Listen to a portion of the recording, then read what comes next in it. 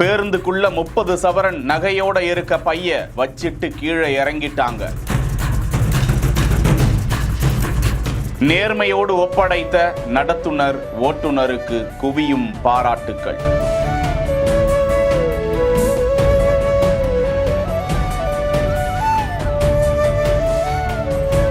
ஈரோடு மாவட்டம் குமாரபாளையத்தை சேர்ந்த பிரேம், பத்மா இருவரும் திருச்செந்தூர் சென்றுவிட்டு அங்கிருந்து ஈரோடுக்கு அரசு பேருந்தில் பயணமாகினர். அதிகாலை 4 மணி வேளையில் அவர்கள் திருச்செந்தூரில் உறவினர்களிடம் தங்களது சொந்த வீடு கட்டுமானத்திற்கு பணப்பற்றாக்குறை காரணமாக நகையை பெற்று வந்ததாக சொல்லப்படும் நிலையில் அதிகாலை 4 மணி வேளையில் ஈரோடு பேருந்து நிலையத்தில் அவர்கள் பேருந்திலிருந்து கீழே இறங்குகின்றனர். சில வினாடிகளில் அவர்கள் பதற்றமடைகிறார்கள். நகை பை எங்கே என இருவரும் வினவிக் கொள்கிறார்கள். பேருந்தின் இருக்கையில் அவர்கள் நகை பையை வைத்துவிட்டு இறங்கி இருக்கிறார்கள். சிறிது நேரத்திற்கு பிறகு தனது கையில் இருந்த பேருந்து டிக்கெட்டை பார்த்தபோது முன்பதிவு செய்த நடத்துனரின் அலைபேசி எண் அதில் இருந்திருக்கிறது. அந்த எண்ணிற்கு கால் செய்து தாங்கள் அமர்ந்து வந்த இருக்கையில் நகை பை இருக்கிறதா என பதற்றத்தோடு கேட்க சென்று பார்த்த நடத்துனர், ஆம், அங்கே நகை பை இருக்கிறது, அதனை எடுத்து நாங்கள் வைத்திருக்கிறோம், அந்தியூர் பேருந்து நிலையத்தில் வந்து அதனை பெற்றுக்கொள்ளுங்கள் என அவர்களுக்கு ஆறுதல் கூறுகிறார்கள். தொடர்ந்து ஓட்டுநர் துரைசாமியும் நடத்துனர் சன்னாசியும் அந்தியூர் போக்குவரத்து கிளை மேலாளர் உள்ளிட்ட அதிகாரிகளுக்கு தகவலை தெரிவித்து